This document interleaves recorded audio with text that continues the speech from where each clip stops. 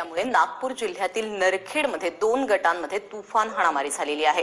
या वादाची सुरुवात नेमकी कशी झाली आणि नेमका काय प्रकार घडलेला आहे पाहूयात।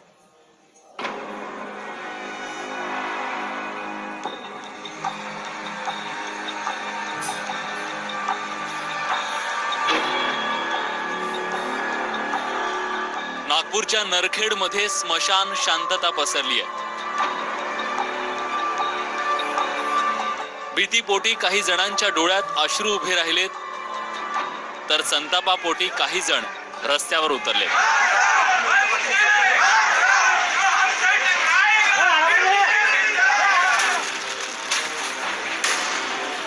गुरुवारी रात्री एका जमावानं हैदोस घातल्यानंतर नरखेडमधलं वातावरणच बदललंय। या सगळ्या वादाला सुरुवात झाली ती नरखेड घडामोडी या व्हॉट्सअप ग्रुपचं नाव बदलल्यामुळे। काही सदस्यांनी नरखेड घडामोडी या व्हॉट्सअप ग्रुपचं नाव बदलून वंदे मातरम ठेवलं। नाव बदलल्यानंतर नव्यानं ऍड झालेल्या सदस्यानं वंदे मातरम नावावर आक्षेप घेतला। विधानसभेच्या आवारामध्ये जो वंदे मातरमचा प्रकार झाला त्याच्यावरून ते डिस्कस सुरू झालं।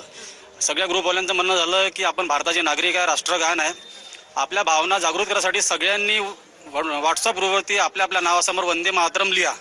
ही चर्चा सुरू असताना एक शहबाज सिद्दीकी नावाचा व्यक्ती ग्रुपमध्ये आला आणि त्यांनी आवाजच्या शब्दामध्ये शिव्या दिल्या सगळ्या ग्रुपवाल्यांना, ते आम्ही बोलू शकत नाही। वंदे मातरमवर आक्षेप घेणाऱ्या जमावानं डॉक्टर सुभाष वाघे यांच्या दवाखान्यावर हल्ला चढवला। डॉक्टर सुभाष वाघे यांचे नुकतेच पेशंट पाहणं आटपलेलं होतं, किंबहुना शेवटचा पेशंट हा सुरूच होता आणि त्यावेळेला इथं अशा पद्धतीनं तोडफोड करण्यात आली। खाली ज्या पद्धतीनं अस्तव्यस्त सर्व पडलेलं आहे त्यावरूनच आपण समजू शकतो की इथं काय घडलेलं आहे। हे सर्व झाल्यावर डॉक्टर सुभाष वाघे यांना मारत मारत इथं बाहेर आणण्यात आलेलं होतं। त्यांचे हात पाठीमागे बांधले असं सुद्धा सांगण्यात येत आहे। सुभाष वाघे यांना अर्धनग्न अवस्थेत त्यांची पूर्ण बन्यान फाटलेली, त्यांच्या डोक्याला मार लागलेला, त्यांच्या डोक्यातून ब्लडिंग निघत होतं, त्यांच्या कमरेला चराट बांधलं होतं आणि त्यांना कमीत कमी 150-200 लोकांच्या जमावानं मागून पुढून भुक्क्या मारत तोंड फोडत त्यांना म्हणजे इथून म्हणजे चपला मारत त्यांना दिंड काढली।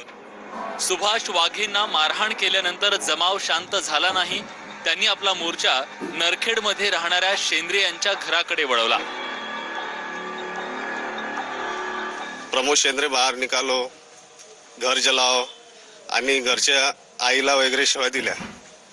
मी घबरावून गेलेलो होतो। मग तेवढ्यामध्ये माझे मित्र वगैरे आले आणि काही जण म्हणत होते की माझं घर जाळा, काही जण हॉलमध्ये सुद्धा गेले। एवढी परिस्थितीमध्ये मी तिथे बरं झालं माझी मित्रमंडळी तिथे आली आणि नाही तर माझ्या जीवाला सुद्धा काही कमी जास्त झालेलं असतं। पोलीस नरखेडमध्ये वेळीच दाखल झाल्यामुळे मोठा अनर्थ टळला। वंदे मातरमवर आक्षेप घेऊन हैदोस घालणाऱ्या व्हॉट्सअप ग्रुपच्या काही सदस्यांना पोलिसांनी अटक केली आहे। जे क्लिप्स वगैरे पोलिसांनी जे ताब्यात घेतलेले आहेत, सीसीटीव्हीचे काही फुटेज आहेत, त्याच्या अनुषंगाने 15 ते 20 लोक पोलीस तिथे स्पष्टपणे दिसत आहेत।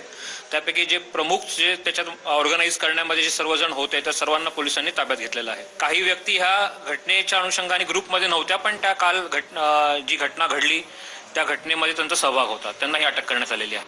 पोलिसांच्या कारवाईवर समाधान व्यक्त करत रहिवाशांना शांत राहण्याचं आवाहन जखमी झालेल्या डॉक्टर सुभाष वाघेंनी केले। पोलीस आपला तपास योग्य दिशेने करत आहे आणि आरोपीवर योग्य कारवाई करत आहे। तरी गावातील लोकांनी थोडं संयम बाळगून पोलिसांना सहकार्य करावे। कोणी लॉ अँड ऑर्डर आपल्या हाती घेऊ नये, आपल्याकडे असलेली सूचना पोलिसांना द्यावी, त्यांना सहकार्य करावे।